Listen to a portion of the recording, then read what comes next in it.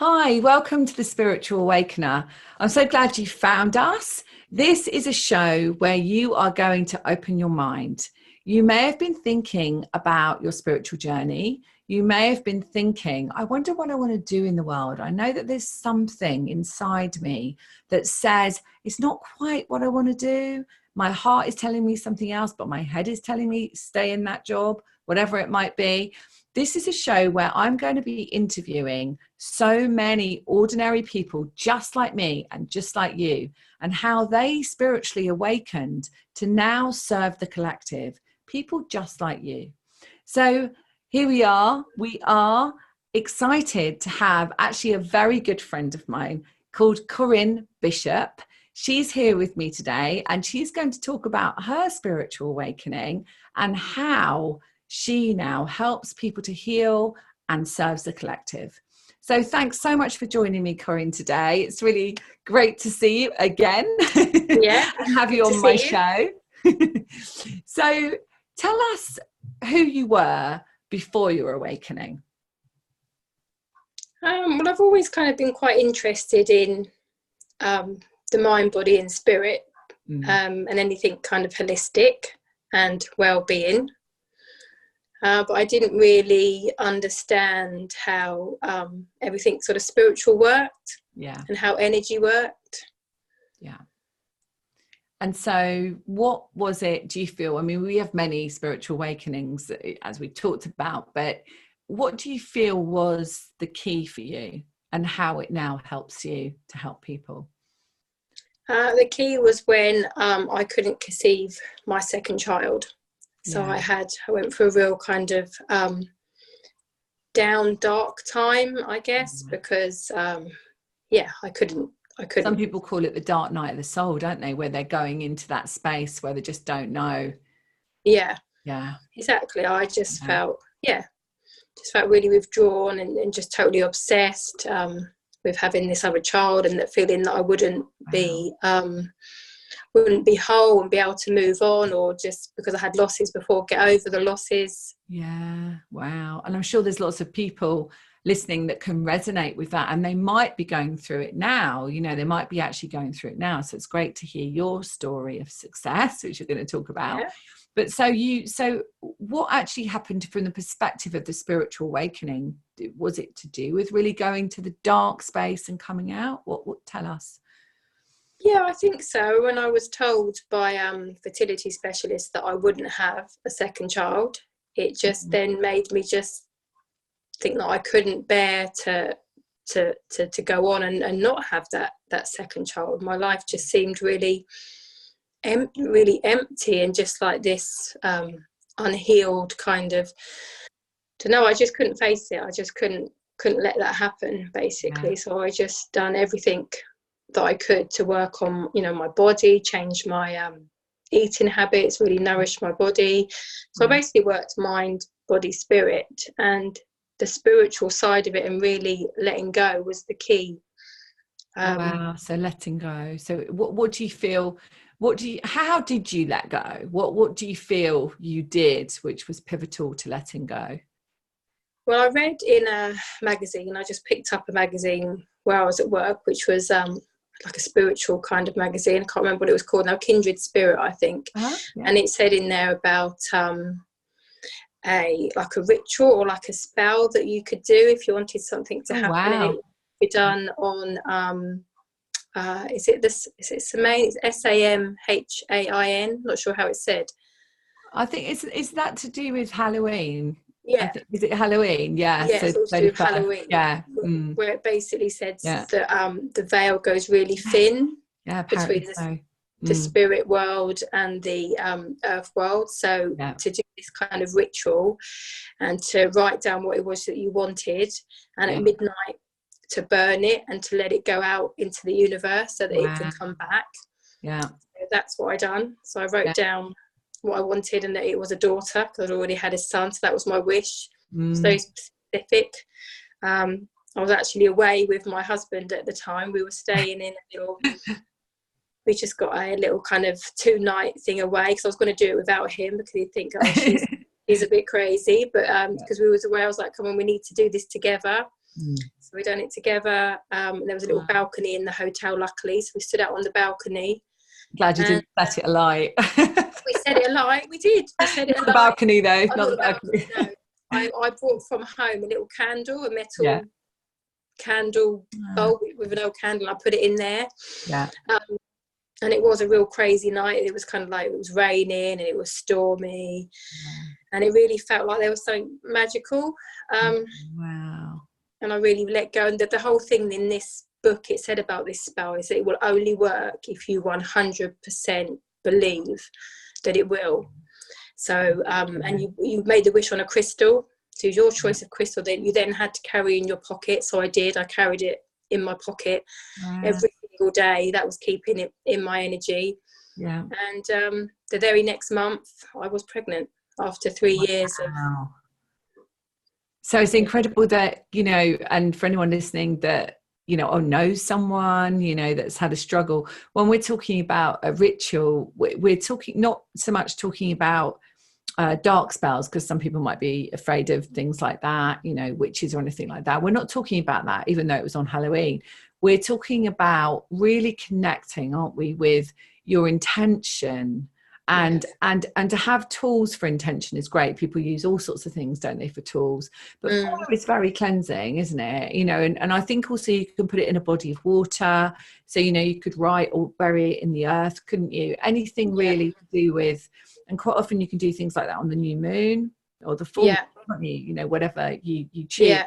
But it's really that, what's really beautiful about what you said was the intention of saying, I'm absolutely, you know, to the point where I've got to do something, and this was actually given to you as an experience. And then so quickly afterwards, and I just feel guided, my guides are kicking in here, I just feel guided to say to you, after you did that day, that night, what did you experience? Did you experience anything, I don't know, like a wave of energy or kind of a knowing, or did you just go, do you know what, I'm handing it over? And I was handed it over. I 100% handed it over. So I think what I didn't, before that, my thoughts and feelings were very much, this is never going to happen to me. I'm getting too old. People will be at you know, the negative side of it. So I didn't feel like that because I'd handed it over. So I just felt clear, I guess. You cleared those sort of negative beliefs in that one moment. And of course then after that, so when you found out you were pregnant, which is only a few weeks later, really, I wonder if I know her very well, your beautiful daughter, your funny, beautiful daughter. I wonder if she was conceived that night. Did you work it out? You know? Yeah, she was. She was conceived that night. Actually conceived that night, which is fantastic, isn't it? Isn't that amazing? You know, that let go of it. Now, that doesn't mean to say that for everybody that is right. You know, it might not be for everybody. So we're not saying that if you do that ritual, just you know, Corrine had actually healed her body. She had eaten really well. She'd prepared herself for this moment. And so after that, when you found out you were pregnant, did you have any worries or anything? You know, I have 2 children, as you know, and naturally, you know, we're told, aren't we, 1 in 3 pregnancies doesn't happen or whatever. And so talk to everybody about that. No, definitely. The other losses as well had happened quite early, but my body never let me know. So I'd gone for reassurance scans, or I'd gone for, you know, the scan to find that actually there was no heartbeat. So this time I was so scared of going into that situation that I knew if I got to the 12-week scan and everything was all right, then it would be okay. So I didn't go for any of those kind of those scans, really. I just kind of just held that vision of everything being all right, and I'd handed it over to the universe, and I carried my crystal still with me every single day, and just kind of just tried to trust. And I thought, I'm not gonna you're not going to dip into that, even though obviously the physical experience you'd had before led you to wonder. But even if you hadn't have had that experience, I think naturally as a woman, if we're pregnant, we naturally have that thought, I wonder, as much as we can trust. So so then what happened after that? So you obviously had her, and that was all fine. And she's not a baby, but she's not a real grown-up, so it hasn't been that long that you now help other people. Do you want to say how old she is? Or she's 6. So she's 6 years old, and it's really been part of your journey since you've had her, thinking about how can you serve others. So tell everybody how you help people. Well, I've now developed my own therapy called Connect Therapy, and I felt like really this whole thing happened for me to really realise how important it is for everything to connect and align, mind, body, spirit. So it's, my body had to be clear, my mind had to be clear, my spirit had to be clear of the doubts, the blocks, this is never going to happen, all of the anything negative that was stopping it from happening. And once everything had aligned, and then it was in the whole the piece of the puzzle that really made it all happen was my belief, and that's the spiritual aspect. And also other people's beliefs that you take on, isn't it? It's like ancestral beliefs, but also your parents' beliefs and stuff like that, doubts and things like that we bring in with us, don't we? And the medical model as well, things like that. So tell me, so explain to everybody listening, if they were thinking about, they've been struggling and they really think, well, I've tried everything, they maybe even tried IVF several times and it hasn't worked, and they're at the point where they just feel that there needs to be something else. They found this show, The Spiritual Awakener. They're thinking, well, there must be something within me that can create this to happen. What would it look like for them? You would come and see them. How would it work? So what would they do? So I'm actually developing a course of treatment for ladies that want to become pregnant, which basically I'm taking them through the steps that I took. So the changes in my diet, like making sure you're properly nourished, and I also done a bit of a fast, which was really cleansing. So I kind of take them through the steps, and then they'll have healing with me, because I've always been a holistic therapist anyway before this happened. So you were always a holistic therapist, just the reception went just then. So always a holistic therapist. And so I know we did a mission reading together, didn't we, to sort of fine tune it, but you working with people hands-on healing, weren't you, for, you're still doing that with people. So that's part of the program. Beautiful. So healing the trapped emotions that get trapped in the spine. That's where we hold all our emotions. So that's all part of it. And I do massage and just to help really aligning, like we said, fully aligning mind, body, spirit, and so that there's no point in saying yes, I want a baby, but then not, but then doubting it will ever happen because it's not aligned. But it's not just about fertility as well, my Connect therapy. It's about anything. So anything that people want in their life, it's just connecting with that flow of abundance, that flow of happiness. If they feel somehow disconnected. So it is, what your mission, your real mission is like to work with them that way, but it also works with other things as well, doesn't it? So can you give us an example of how that helps people? Remembering that, we're not doctors, and if somebody does have a problem with their body, that they do need to go to their GP as well, and this is a support with it, isn't it? So but quite often just general aches and pains. General aches and pains and things on the physical is your body trying to speak to you energetically, saying that something needs to. So we look at that, the underlying reason and the emotions. There's always a metaphysical reason why someone's got a physical ailment. So it's looking at that and healing that. And if different situations keep coming up, then it's a pattern that something needs to be healed. So it's looking across, again, it's across the board, mind, body, spirit, aligning it. So we're clearing those blocks and then helping people to get clear on what they want. If you ask people what they want, most people don't actually know. And I just feel like my story of how I got my daughter was about just teaching me how this whole process works.